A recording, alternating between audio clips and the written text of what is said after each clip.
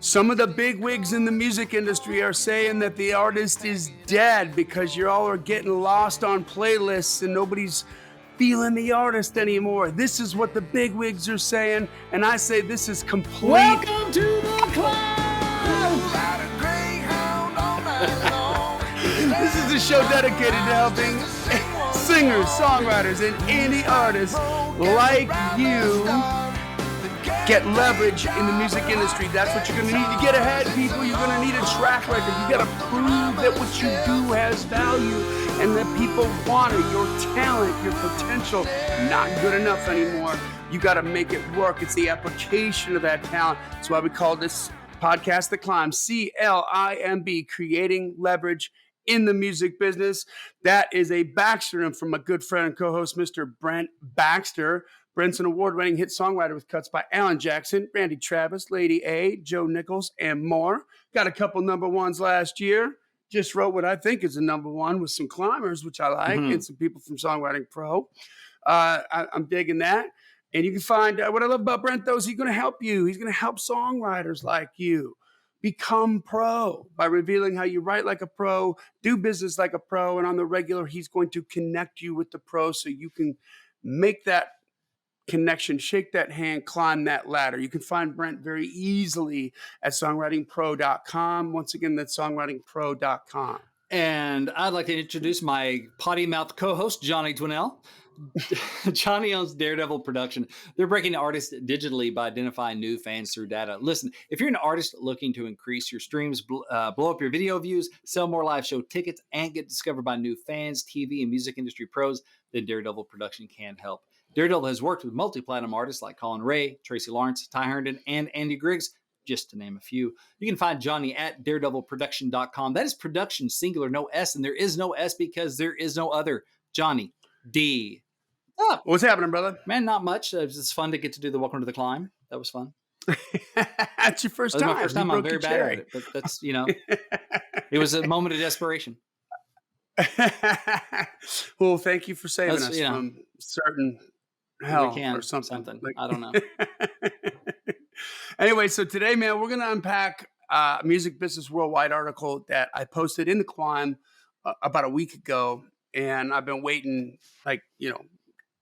with bated breath to do this episode because there's so many things to unpack here. They're spelling doom and gloom for the artists. They're talking about AI artists and AI music, which is creepy and weird, but true. I got some thoughts on that. I'm sure you do too, Brent. And so we're going to get into that in this episode. But first, let's take care of a couple of things. Got a little business here.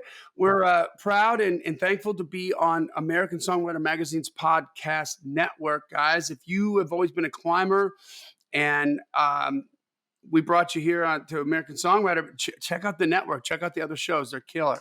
And if you found us through American Songwriter Podcast Network, welcome to the Climb. That's right. Right? Welcome to the Climb. We're glad to have you here.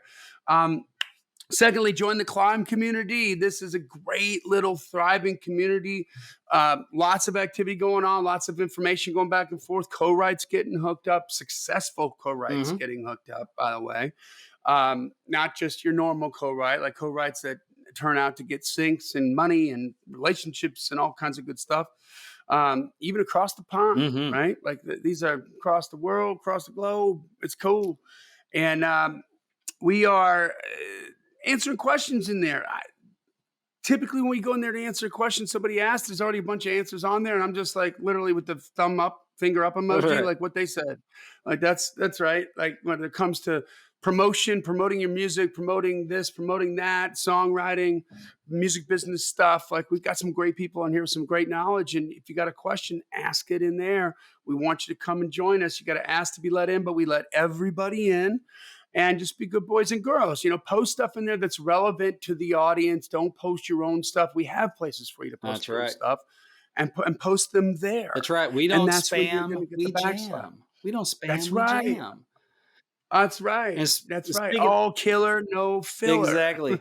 And speaking of jamming, every Wednesday we have our new hype segment. So it's where we encourage you to share your wins under that post so we can celebrate together. So I want to share a couple of those real quick. Randy England Climber says this is a legit hype. Last night I got called up at Pitch Meeting, which is an event in Nashville, and played, I guess, a song called Deeper. Basically backed by Lindsay L's band. They are so good. The response made me feel I'm going in the right direction and made me want to tour. Pitch Meeting is so great. So awesome. So way to go, Randy, getting that positive feedback. We'll take full credit. And though I had nothing to do with it. See another one here from Roger Fournier. Says, my first ever co-write with my good friend, ex-bandmate Shane Willis. We finished a great song. This was a cool experience as we went back and forth several times until it hit us both that that's it. Look forward to more co-writes this year. So congrats, Roger, on stretching the boundaries, and you too, Randy, for man, both those are chances they could have gone the other way, right? Randy could have got up and played, and it turned up not going over well, not getting the response he wanted. Roger could have sat down and co-starred instead of co-written with his ex-bandmate, and it could have been really awkward for both of them, but they took that chance. You don't get those wins unless you take that chance. You got to risk a loss to take a win. And really, it's not really a loss anyway. It's you win or you learn, right? We don't lose. We win or we learn. But yeah, you got to risk vulnerability. You got to make yourself a little vulnerable. So applaud both Randy and Roger for, stepping out, doing the deal. Good job. There you go. Good deal. Well, and listen, subscribe to the podcast. Smash that subscribe button. Smash it. So that you get all the episodes on wherever you like to consume your podcasts. And that way you can go through and cherry pick. You don't miss one. You know what I'm saying? And leave a rating and review wherever you do listen to those podcasts. We're trying to get to 200. So we appreciate that. We read them all on the air. And finally, tell a friend about it. I mean, you guys, listen, we're very, very grateful. We don't take this lightly, how much time you spend with us every week. It means the world to us. And you're not doing it to make us feel good. You're doing it because you're getting something out of it. Let's just be honest. Right. We love that. Okay. And if you're getting something out of it, then by all means, tell a friend, turn them on to it, because listen, the numbers don't lie. It's like once we get you in a couple episodes and people just start binging. Yep. That's right. So, all right. So let's get to this article here in Music Business Worldwide. This upset me. It's gonna ruffle some feathers. And I think so, maybe a little bit, but you know what? I ruffle mine. Yeah. I'll tell you that. And I think there's so many truths that are in this article. I think this speaks to, we have to remember what we read is a perspective, right? And I believe that this person is being absolutely truthful about their perspective. I respect exactly what they're saying, but I see the opportunity in here as well. So you believe they're being honest. You just don't know if they're being accurate. I think they're being honest. Well, let's twist this up more. I think they're being honest. I think they're being accurate. I think that it's their comments and their experience with this is a byproduct of them not honoring the digital platform. Okay.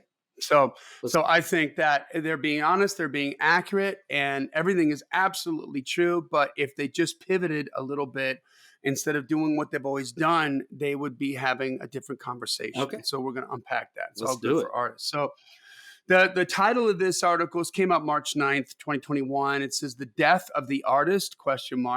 Why Big Hit and BTS just raised the alarm on the record industry's future." So BTS is that huge K-pop band. Yeah, Korean pop group. You watched the Grammys, which apparently not many people did, but they performed on there, and they're a big deal. Yeah, it was here's how big of a deal they are and how crappy the Grammys are, was that they had a live watch party on social media of them watching the Grammys, and that audience was just as big as the Grammys. So just as many people watch BTS watch the Grammys as watched the Grammys. The Grammys. Yeah. Oh, yeah. Wow. That's real. That happened. So So here we are. So here's a quote. "I think we're seeing the death of the artist. Songs are fully alive." That's good. Yeah, songs are fully alive. Okay. "But I think we're hitting a point in time where it's going to be more and more difficult to have follow-up hits for an artist. I see it happening." That's the quote. Earlier this month, Out magazine ran a thought-provoking interview with Milk and Honey CEO and founder Lucas Keller, in which he shared the above quote. Keller knows the business of hits intimately. His company represents songwriters and producers who have created or co-created oodles of smash records for superstars like Demi Lovato, Cardi B, The Chainsmokers, Justin Bieber, Megan Thee Stallion, and Dua Lipa. His words arrived as news that Spotify now sees 60,000 tracks uploaded to its service every day. Whew. Buzzed in the background. Yeah. Okay, 60,000 tracks a Wow. day. Keller commented, there are so many songs. Where we're going with music is there's so many songs. Where we're going with music is it's going to be increasingly difficult to be an artist where fans are apathetic to who the artist is. Empathetic. They said, just right? love a song that was on the playlist. Okay. So they don't care about, they don't know Okay. the artist. They don't care about the artist, but I like that song. Who did it? I don't know. So just that's the first friggin' paragraph of this article. Okay. Brent, what does that tell you about? What do you pull out of that? Just right off the bat. In a sense, it reminds you when I was a kid, I didn't know what songs, who the artists were, but I like certain songs. There's that one hit wonder game. You try to name the artist, like, I'll tell you the title. You try to tell me the artist. Flock of Seagulls. Yeah. Who? So it reminds Yeah. me of that time where I wasn't into artists and stuff, but certain artists maybe, but mainly it was just like, oh, the song's on the radio, it's in the top 40, I like it, and I don't know really or care or grasp who the artist is. So I think about that, but I also think knowing what we know now, it's like it's all about, well, kind of like you said, honoring the platform. Yeah, you got to build that relationship with your fans. Like that's how you sustain a career as an artist. It's not just about putting out singles. It's about capturing those fans that do like what you've done in the past. So it builds a floor that you can then build more on, I guess. Like you got to capture it. You can't, if all you're doing is a Spotify playlist and you don't somehow get them somewhere else so you can start a conversation with them, then yeah, I could see that being true. Because it's just a fire hose. Yeah. It's leaves floating by in a river. I think, and if I don't pick a leaf out, it's gone, right? So that's kind of what I think about. That's it. I think you touched on a lot of the stuff that I want to touch on here. I mean, I think I've been listening to The Climb for a while, Johnny. Long time listener, first time co-host, long time for first time caller or something. Long time host, first time caller. So here's the deal. I mean, listen, you have to remember how to honor the digital platform, and this is something that I've been saying for a while. The record industry doesn't know how to do yet. Okay, they are experts at the broadcast platform. This is a 100-year-old industry that has created artistic intellectual property, and they know exactly how to promote that artistic intellectual property on broadcast platforms, which is one to many. And the digital platform is one to one. And so that's a completely different animal with a completely different saddle. It takes different food. If you don't treat it differently, then you do so at your own peril. And here we have the results of this. Mm-hmm. It's like, on one hand, Spotify sees 60,000 tracks uploaded every single day. Wow, that's a lot. There's so much noise. Yeah, but you know what? Those 60,000 tracks, 5 of them are going on the big playlist for Spotify because they came from the labels. Mm-hmm. And so if you think about, you have to think about the perspective of the person sitting across the table when you're trying to unpack this and get your head around it. Okay, the labels know broadcast, right? That's what they know. Mm-hmm. They don't know digital. The proof positive is, we've said before in past episodes, look at Hollywood is a very similar industry with a very different product, but very similar in the fact it's about the same age as the music industry, and they create artistic intellectual property, albeit different kinds of artistic intellectual property. And they've always broadcast or promoted that, they promoted that artistic intellectual property on broadcast platforms. Now, just very recently, Hollywood's figured out that, you know what, we should be streaming. our own titles Mhm. because it's our intellectual property. Our intellectual property creates traffic, like Friends. Uh-huh. The TV show Friends creates traffic to whatever server we put it on. Mhm. So why don't we put it on our own server, and why don't we, get to know the people who are looking at it, Mhm. right? Which is the polar opposite of the way broadcasts work. We're going to put it on this platform. We have millions of people that watch it. We're going to make it super popular. And the more traffic that we get, then the more we get to charge for ads. But we have no idea that you're Brent Right. Baxter and you're a family of five, and this is what you like to watch, what you don't like to Right. watch. They have no data. So you saw Spotify. If Netflix is the Spotify of Hollywood, Mhm. you saw Netflix start to make their own content because they realized that they only existed at the pleasure of the rights holders, and And it's a good and you thing they saw Hollywood. did because everybody's pulling stuff off there. Yeah, so NBC's got their own streaming service. Disney, which is ABC, they have their own streaming Mhm. service. CBS, which is now Paramount, has their own streaming service. HBO has its own Mhm. streaming service. And so not only are they getting 100% of the revenue for all the traffic that they create, which is smart, Yeah. okay, and that's what they should be getting. They're also getting the data. They know who the Mhm. customer is, right?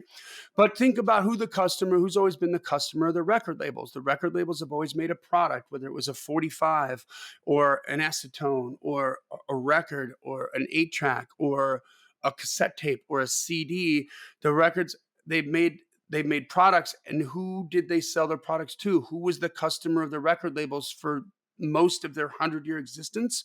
It wasn't you and me buying CDs or buying records. We're the end user, Mhm. but you never sent your money to Warner Music or Sony Right. when you bought a CD, or to Universal.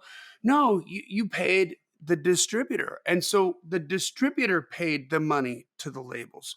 So who's always been the label's customer? That's going to be Walmart, Mhm.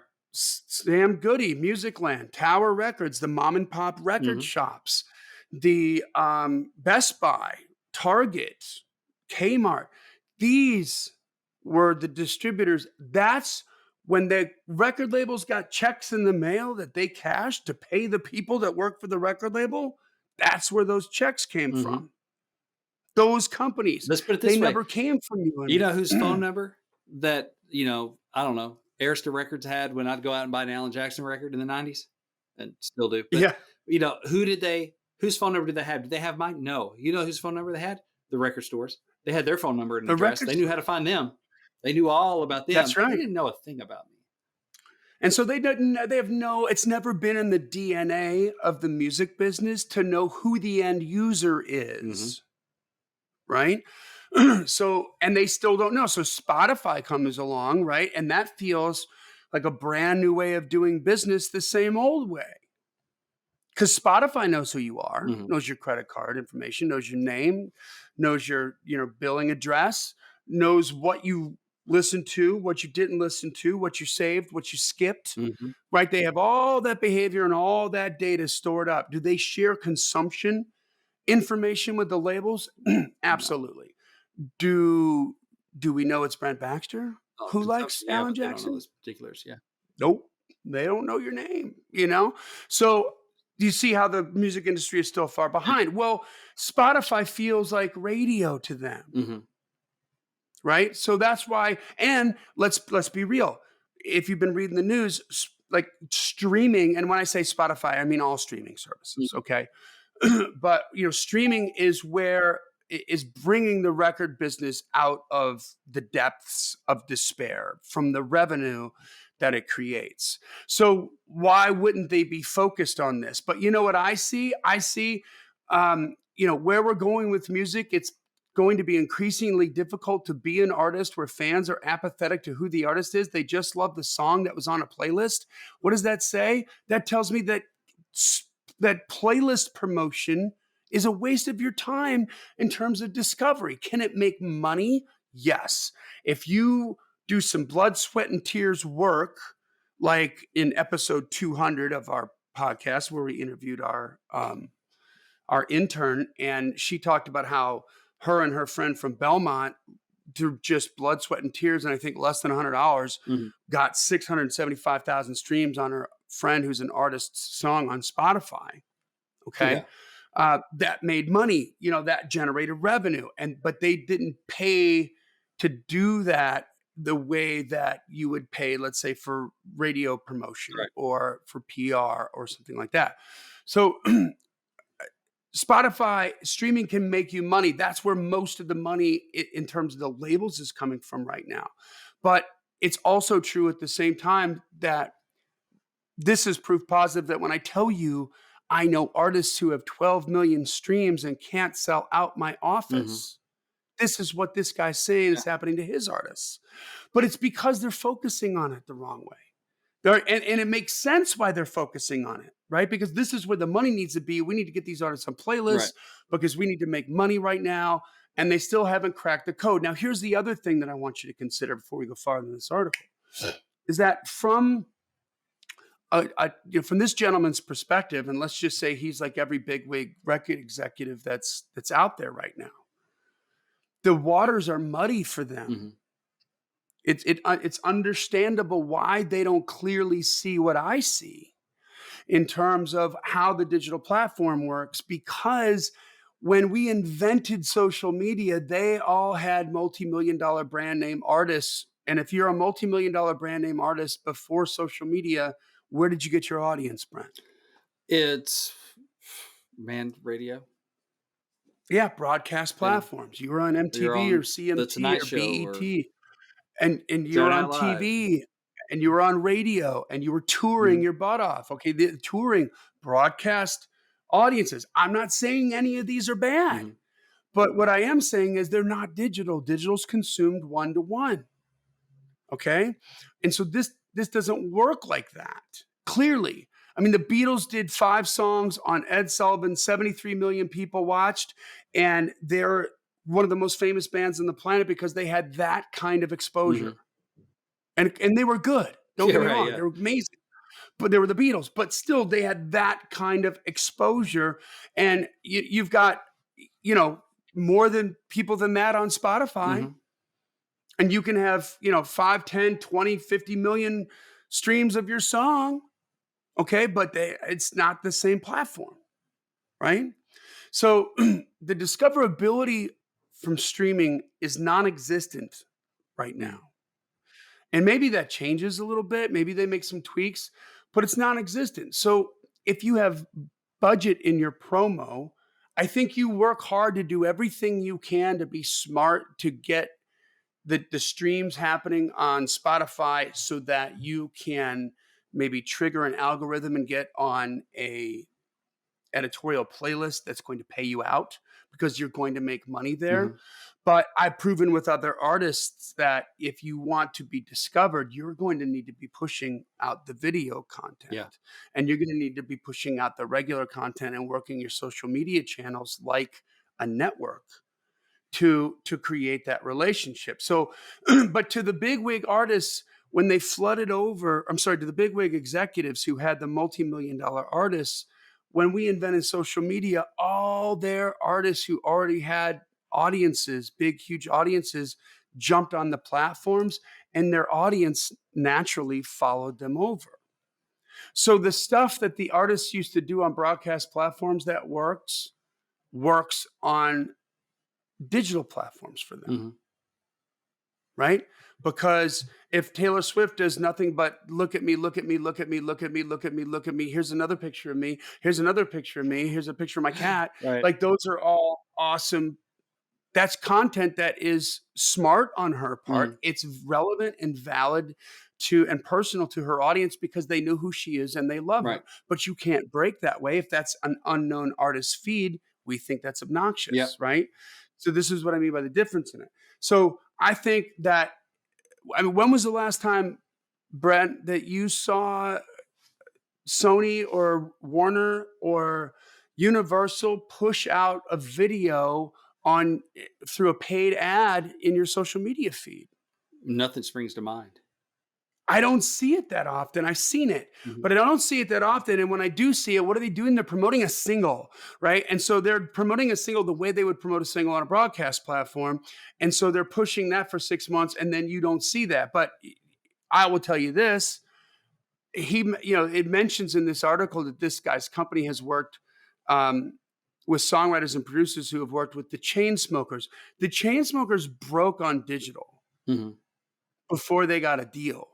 I don't think the Chainsmokers would say that they have a hard time being an artist. Their audience knows exactly who they are because they know how to honor the platform. Yeah.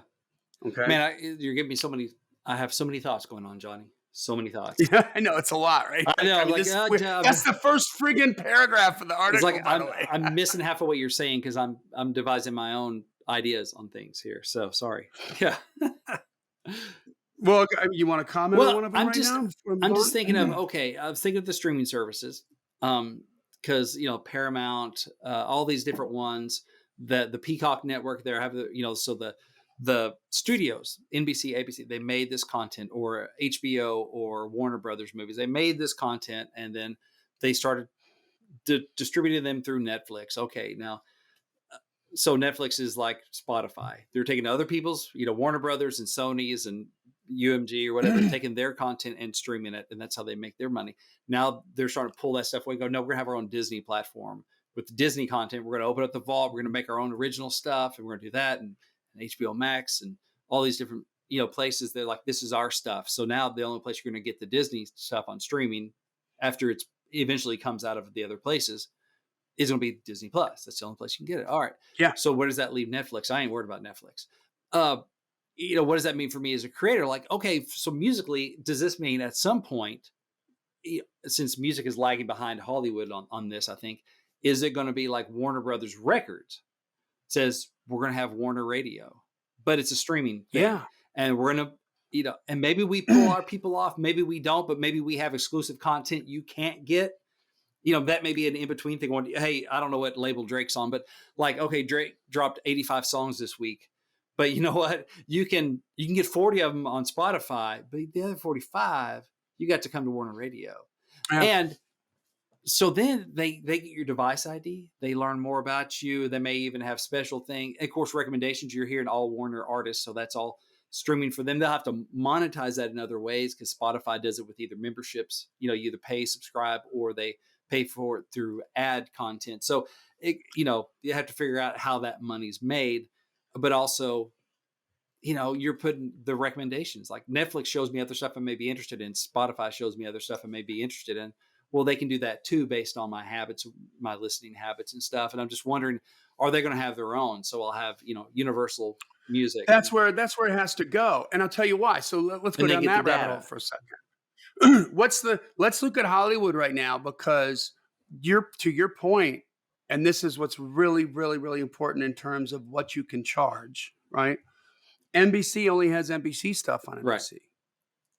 Disney only has ABC and Disney stuff on the Disney Mhm. Channel.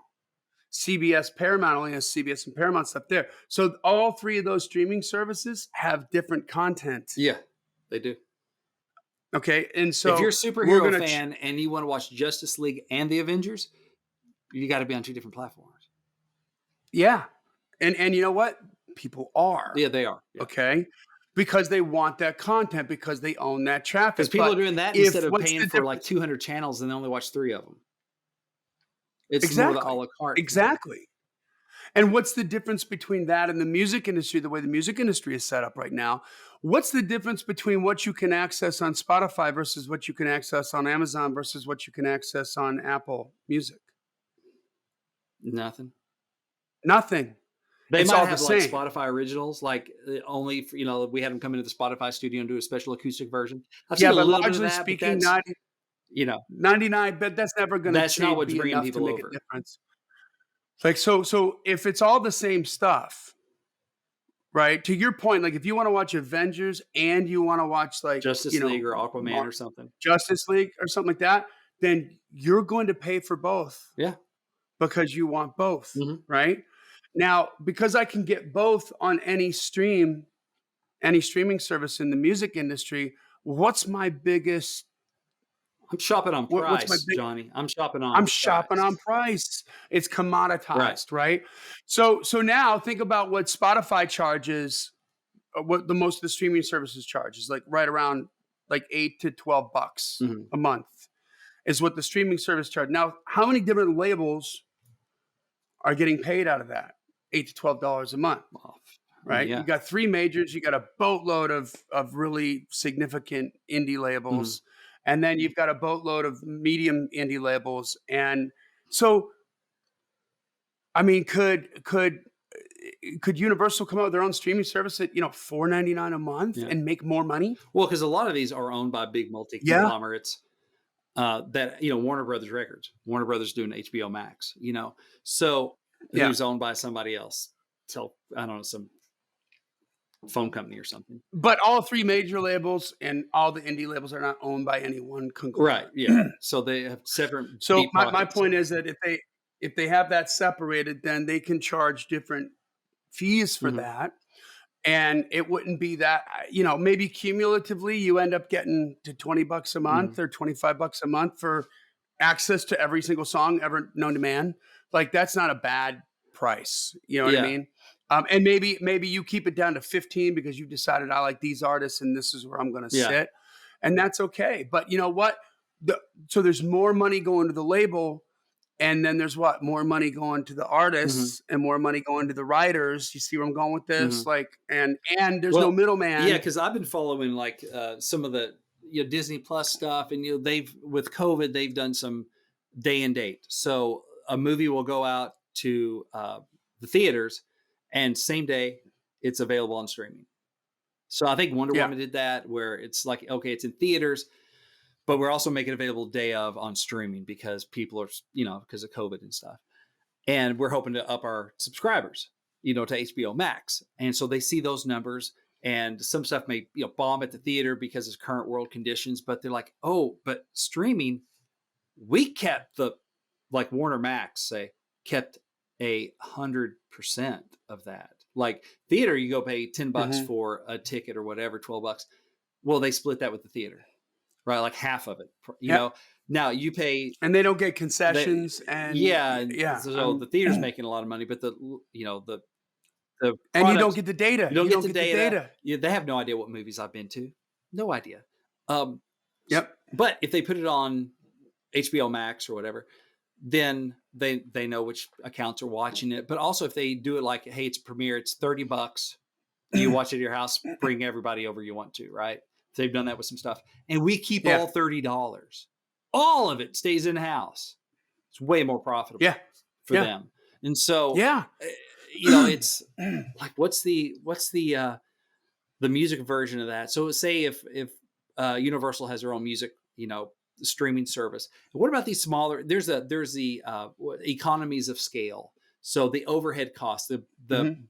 price of entry is way high if you're going to have a streaming service. That's a lot of tech. That's a lot of infrastructure. How does a smaller label do that? Well, I bet what they do is they'd probably Right. do brand partnerships. Like, we have these major artists. We have Universal catalog, and we are also partner with Rounder Records for their catalog.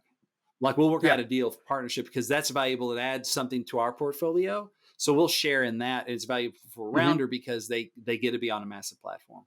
I bet some of that stuff would work out or if there's an indie artist who blows up, like what the Lil Nas X, independent. So if you have something that blows up, all of a sudden you're in a bidding Mhm. war. No, come join our service. No, join our service. No, join our service. Let's work out a deal. Yeah. It's a label deal, right? That's right. Now it's more of a Even if I'm JV kind of thing independent, with the I'm artist. joining your streaming service. I'm not joining your label. I'm joining your streaming service. And we'll reassess. I'll be a free agent Yeah. here in a year. I may take. Yeah. So it's just interesting See a lot more possibilities. power going to the artist. A lot more power. Well, that's already happening. I mean, there's already labels that are Mhm. that's the way they're structured initially. Is like, hey, this is going to be a JV right out of the Yeah. box. We're not offering you a 360 deal. We're going to say no. We want to help you market this together. We're going to make some money, and we're going to make you so happy that you're going to want to stay here because the artists own the traffic. Yeah. If you own the The traffic, artists what own do the you traffic. do? You rule the road. Yeah, you rule the road. And so, does that first paragraph in that article talk so much about traffic? I mean, they're talking about like disappearing in a playlist. Yeah. You know, and so that's a little because they're not promoting the artist on the digital platform the way they should. What they are doing is promoting on the thing that's making them the most money right now. I get that. Yeah. You know, there's nothing wrong with that, but that doesn't mean that you can't turn around, spend some of that money and create these, you know, and create your own awareness of the artist and the image of the artist and the videos and all that stuff, you know, working with that. Like, and by the way, if you have your own streaming service, and I know that you keep repeating this one song on a playlist that we're doing, because I can see that because I have the data, because I own the label and the label has their own streaming service, then I can target you specifically for, hey, you're gonna like the video that goes with this too. You see how that disconnect Here's the happens t-shirt. there? Because Here's the NFT. exactly, because there's a middleman. There's a middleman. I can target you specifically on tour. When my artist goes out on tour, hey, this song that you love, we're coming through on tour on this date. Get your tickets right here. Right? Like, I mean, this is all the stuff that isn't happening in the music industry, and it's the result of this article. Okay. So so one there's thing that. I So think moving about too on. is like how to get off the playlist artist protection program. You know, where I like the song, but I have no idea who you are. Yeah. I think about this with like certain That's good. DJs will like it. They're a DJ featured on like a hip hop song or whatever. They'll give themselves a shout out, Master Max, whatever, in the back of the track, like their own signature. Yeah. They're not even the main artist, Yeah. but like the featured DJ and you see it more like hip hop stuff. It would be like, oh, little whatever, so and so in the house, you know, that old school kind of stuff. It's like, well, that's branding. That's the way you can hear even if you don't look at your phone, you're hearing the artist's name in the song. I almost wonder. Hey, how about that? That's a brilliant pivot. Do you mix in like your name or a song? That's a brilliant pivot. Does every one of your streams in with, you know, giftfrombrent.com? You know, like, is there a way to do that? No, but how about this? How about this? How about this? How about this? Okay, so Brent, now we're talking about how to honor the digital platform. Right. This is what I'm talking about right here. Right. So how about this? Let's say you're Tim McGraw and you're dropping your new record, and you know it's going to go on these streaming. Or let's say you're not Tim McGraw. Let's say you're a new artist. Let's say you're Hardy. Okay. Right. Hardy's getting a lot of love. Okay, but maybe a lot of people aren't like dialed into the fact that he's Hardy. Right. Man, how about starting that track out when you master it, like you do this in the studio with the radio bumper that you would do when you're on radio tour. Hey, this is Hardy. We're coming to you live from Nashville. This is our new track, blah, blah, blah. Shout out to so-and-so. We love you guys. Check us out at boom, boom, boom, boom, boom. And here comes the song. Yeah. Why not? Why not do that? Exactly. Now I just made my nipples hard. Is that wrong? I do what I can. So, why, you know, because like if you're streaming on your, our lady friend, you know, that will answer our questions for us if we say her name. If you're streaming on there, if you're, you know, it's not a visual, or you'd have to pick up your phone, whatever, give it to them in the audio. Yeah. Or if there's depending on your, so like with hip hop and stuff, it is not uncommon to say your own name, right? You know, you're just doing shout outs, you're doing that kind of stuff. Great. So that's already kind of baked in and not super weird. It'd be a more unusual for country. But if it's on a streaming, it'd be weird to like on the radio, maybe, if you do that bumper. Yeah. But for the streaming, you know, why not put something like that or some sort of identifier where people can find you and then you can grab their data. Be your own damn DJ and put it in the track. Yeah. There's nothing wrong with that, right? It's a little interruptive, but who cares? Like, it's in the playlist. You can't skip past it. It's you know like what I mean? If you do a 5-second intro. You'd have to go you'd have to go, by the time you go to do it, it's gone. Like, I think that's brilliant. And okay, let's take it to another level. Let's say that you, I forget, like he's changed labels, like he's changed underwear, but let's say you're on Tim McGraw's label, which is he back at Big Machine?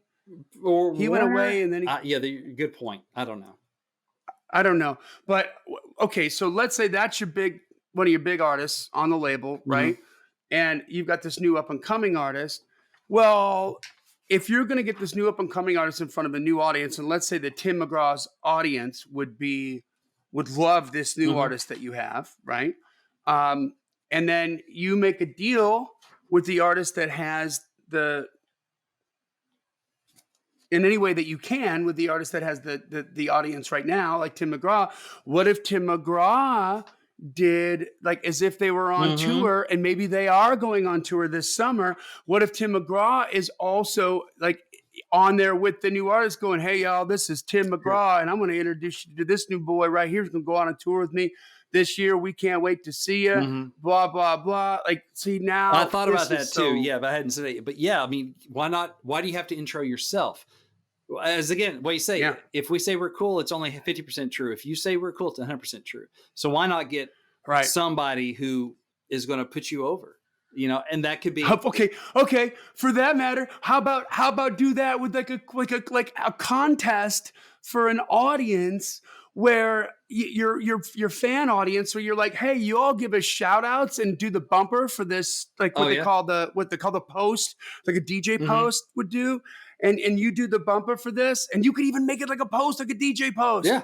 which maybe messes with the song a little bit, Right. but that's all that you put to streaming. And maybe the clean version is behind a paywall without the post. But the way the DJs talk over the music right up until the Yeah. lyric starts, they call that posting Ah. up. And you put the contest out to your fan base, and the ones who win are going to go on this track and get 1 million streams. Mm-hmm. You know what That's I mean? what. Like, oh my God, we're such big fans of these guys right here. Like, we love them, Yeah. and you're gonna love this song, and we won this guy. We can't believe, and it's just like excitement. Yeah. I mean, what a great way to promote that you got the thing on streaming, engage your fans, add value to them, make it a whole conversation. And then, for my next track coming up, here's a song, blah, blah, blah, send it in. Whew, Yeah. how cool is that? Yeah, I mean that's thinking about honoring the digital platform there, Mm-hmm. right? And also kind of still scratching the same itch as it, because it feels like a radio bumper. I always like that, the radio bumper stuff. You know Except what when I I mean? was trying to Like, dub the song off, and I'm like, shut up, DJ. I'm trying to get the intro to Amarillo by Morning, but you're talking over it. This is not going to sound good. well, on you're my- talking about the post. You're talking about the post Yeah, the stuff. post stuff, yeah. But I mean, just like the station identification things that you do, that artists would Yeah. do. Like, this is Johnny D from Kid Gypsy. We love 98.8 The Rock. This is our new song. Blah Yeah. blah blah. Like that stuff is kind of cool because you get a little bit of the personality of the Mhm. artist, and how brilliant is that? So that's there's 3 different that just There we happened. go. That just happened right now. All right, so moving on. The timing of Keller's observation comes at an interesting 3-way junction in the history of the music business. On one road, the value of proven hit songs is rocketing to record highs, driven in part by acquisitive music companies. That means they're acquiring, like Hypnosis Songs Fund. I don't know how to pronounce that. I think it's hypnosis, but it's I think the G is silent. yeah. Hypnosis Songs Fund. There's a weird G in there. Real G's run silent like lasagna.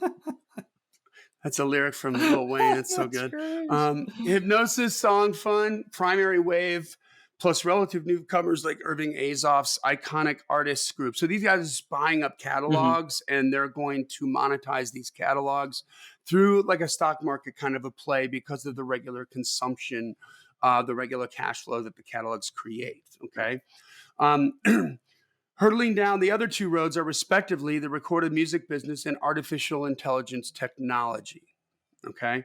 So these 2 are potentially on a collision course that should, if you join the dots, already be ringing alarm bells in record company A&R departments. A couple of weeks ago, Music Business Worldwide reported that Big Hit Entertainment, the company behind K-pop megastars BTS, had invested $4 billion KRW, that's Korean money, approximately $3.6 million, into Korea-based artificial intelligence company Supertone, which Supertone claims that its AI tech can create hyper-realistic and expensive voice not distinguishable from real humans. So they can even make the voice completely from artificial intelligence. Supertone additionally claims that its singing voice synthesis, SVS is what it is for short, technology, can learn songs in a specific style and then mimic what it's learned even over new compositions. AI performed music is nothing new. At the start of 2020, US-based digital agency Space 150 modeled Travis Scott's sonic and vocal style via artificial intelligence, with the experiment producing an original AI-composed track with wild results. So if you haven't heard this track from Travis Scott, by the way, I mean, he's like, it's really like a brand new version of T-Pain. It's Mhm. so friggin' tuned on purpose. It sounds Yeah. mechanical. So, I I mean, wild results maybe, but let's see that with a Barbra Streisand song, or let's see that with Travis Tritt. Yeah. Like let's see that with a singing mofo Right. that can throw down, and it's easy to do that crap. But if but Supertone is set to take things one step further. The company recently made headlines for using its SVS technology, that's the singing voice synthesis, to resurrect the singing voice of South Korean folk superstar Kim Kwang-suk, with the resultant cloned voice debuted on Korean television show The Competition of the Century: AI versus Human. The company's chief operating officer told CNN that, I'm not going to read his name, Jan, in January, of another hypothetical use for STS. He said, BTS is really busy these days, and it's unfortunate if they can't participate in content due to lack of time. So this is like one of the biggest artists on the planet Mhm. right now. Again, BTS is the group, the Korean supergroup that had just as many people watching them watch the Grammys as watch the Right. Grammys Yeah. this year. Okay, like 2 nights ago. Um, so if BTS uses our technology when making games or audiobooks or dubbing and animation, for instance, they wouldn't necessarily have to record their vocals in person, Oh, it's almost like right? we're doing the CGI stuff. Like you come in, we scan your face, blah blah blah, and now we have Yeah, Grand Moff Tarkin showing up in Rogue One when he was really his that actor's been dead or whatever. exactly, Like exactly. Yeah, it's yeah, like yeah, CGI yeah. actor shows we resurrect them or whatever. So this is by the way, this is a real thing right now, because here we'll get into more of the article. But when the Korean company did an IPO last year, which is an initial public offering on the stock market, some pointed out that the big hit's reliance on the BTS brand, is the one artist, was a risky bet for investors, because at the time that they went public with their stock, nearly 90% of Big Hit, which is the company, Big Hit's revenues in the first half of 2020 were because of Wow. BTS, right?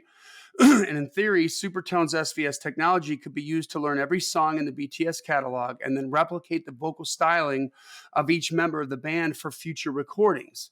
And when you consider that the average age of the BTS's members right now is 26 years old, and that each of them is likely to enter Korean government mandated military service when they turn 30, they're supposed to be doing that now, but they got a pass from the government to continue to do Mhm. this, right? But at some point, they got to pay the piper, Yeah.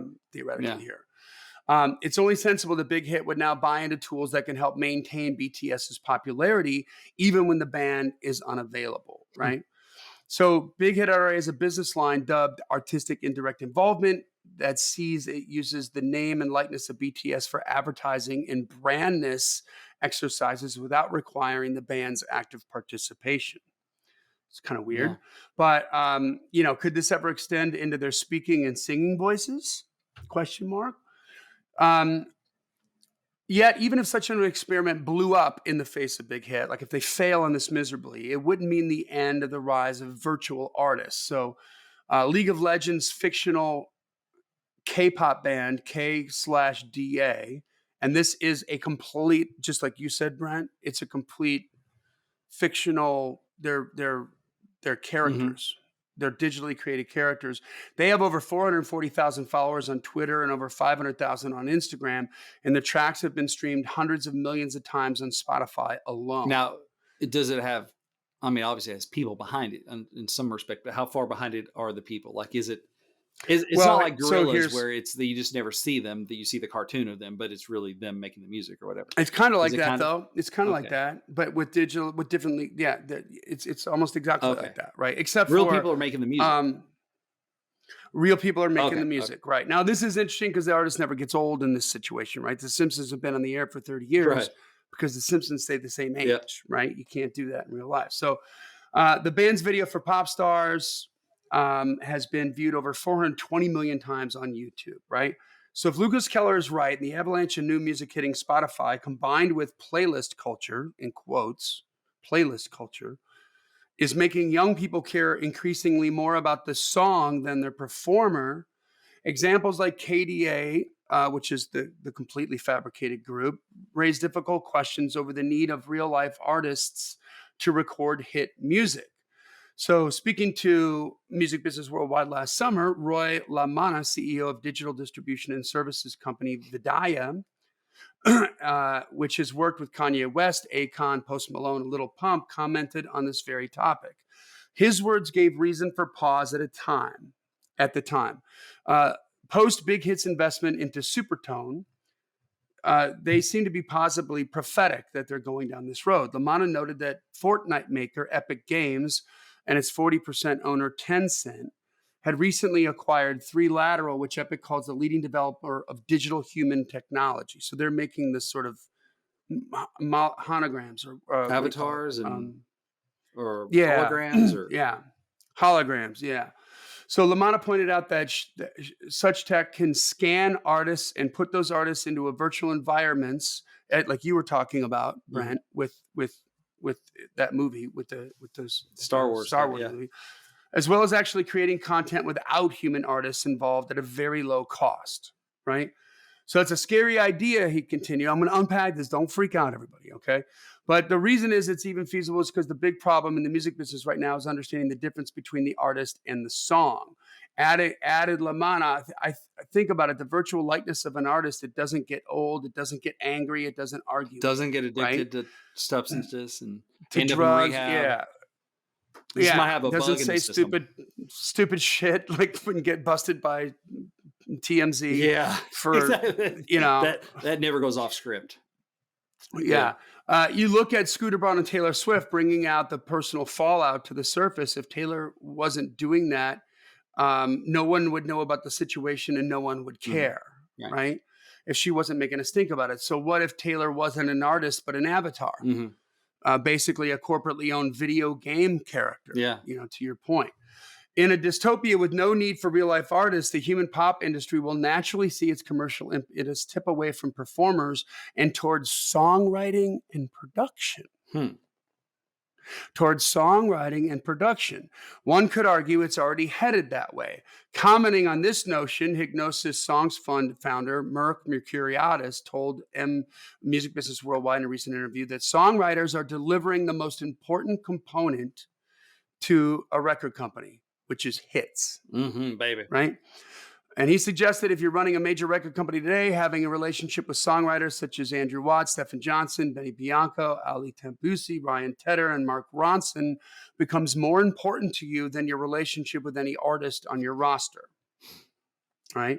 So that's all the farther I'm going to take the article, because there's some other stuff after that, but it's not necessary to talk about that. But no matter what, what's interesting is songwriters become more important, right? Because we're not AI yet.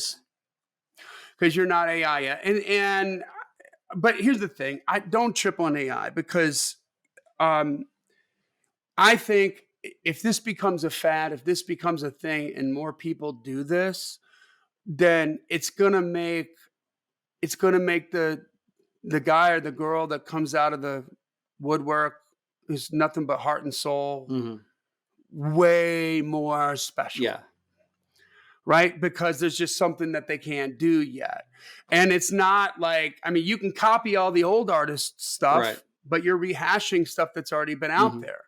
But, nobody sings like, your favorite singer, right? Nobody sings like Barbra Streisand.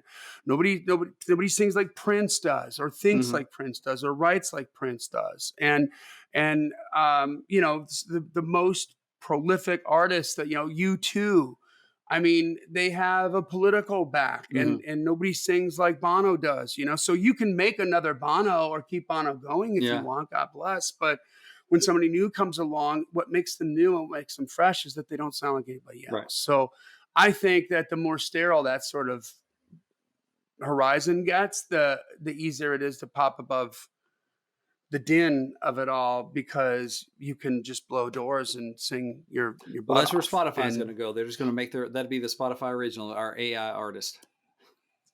Yeah. Well, I think I think they're going to podcasting, and they're betting on that. And I think there'll be a service of sorts that can be of benefit to artists and to labels, but not in the way that they're working Yeah. now. Spotify collects all the money first and distributes it, right? And It could be so and it could takes be a a place where chunk of like it. Universal Music Streaming says we send our singles or certain things over there, but the exclusive stuff is over here.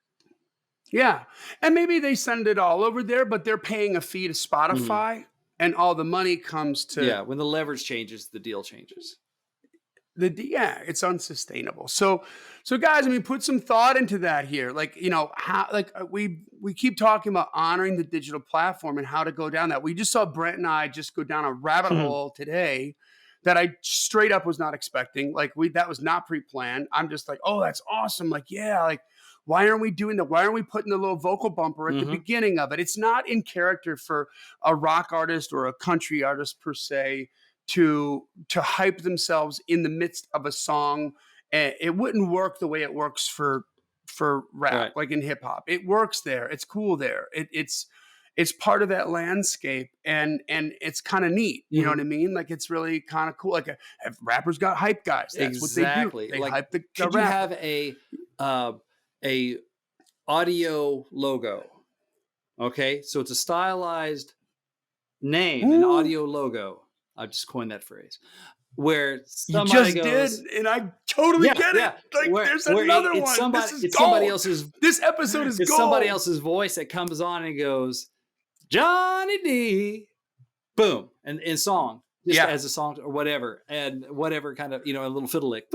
Or it's like, I mean, think about like how many artists already, like Prince, Yeah, like he's got that little holler that he does, and it's so signature of him. That works for him because we already know him and we know his stuff. Like a new artist, it would be like, but he did that, but he created that, right? So that. And I think about like David Lee Roth. I think about like just you could have taken a million, any excerpt from any interview that he's ever done, hippity bip bop bop bop bop bop, and Glenn Halen down and Van Halen down and Glenn Halen at the US Festival, baby, come on, it's something like, and then it's just like, whoa, that's who he is. That's what makes it so exciting, and there it is. That's very, but that could be. But creating that, like looking, whether you've got another person do it but having an audio logo is, wow, that's. There goes the rest of your day, Johnny. Have fun. There goes the rest of my, I mean, think about the Lonely Highway Boys. That's going to be a 3-part harmony thing. Think about them singing like what makes them. Lonely Highway, whatever, in some way that fits them, and then boom, goes into whatever song is being. And in a big 3-part harmony, or Keith Urban with the guitar lick, and then. And then he comes out, it's like, it's Keith Urban, man. It's my new song, blah, blah, blah. Let me know what you think. Hit me up on socials, whatever. Like, just a quick little bumper, and then you're into the song. So it's not so disruptive. Or you have the hype man do it for you. Keith Urban's new one, Yeah, yeah. Or again, like you have your fans do it for you. And create a contest like that, because like you said, then it's somebody else going, oh my God, we discovered this dude like 6 months ago, and we can't stop playing the record. It's amazing, Like so killer, so smart. That's so smart, Brent. Like you're good. I think I'd make more money. You're good. I'll just give this away, Johnny. Well, we're just getting started. But listen, guys, let me help you with this stuff. Reach out for for help for individual consultation. Okay, there's a lot of stuff to unpack, and sometimes. Just a 1-hour session, man, one-on-one. We do a personal consultation, connect some of those dots. We can express to you, here's what your assets are, and here's what we need to capitalize on, and here's a way that you can put those together and make yourself some revenue sooner. Let's talk about it. Email me at info@daredevilproduction.com. Production is singular. There is no S. Put consultation in the subject line. Spoiler alert, we do charge for this because it's an hour of my time. Okay. But I don't think we've had anybody walk away upset yet. They're all just like, okay, enough. Like, like, thank God it's only an hour. My brain's spinning and I got a laundry list of crap I got to get done but you're going to be more focused on what you got to do, So there you have it, guys. Make sure you join the C.L.I.M.B community, subscribe to the podcast, leave a rating and review, and tell a friend about this episode, because this is the bomb, and I want to see who the first artists that are going to do this. And why wouldn't you do this? Why wouldn't you make it part of the track? Amen. I mean, I love it. So anyway, this podcast exists because we want you guys to win. So keep on And flying. we'll see you at the top.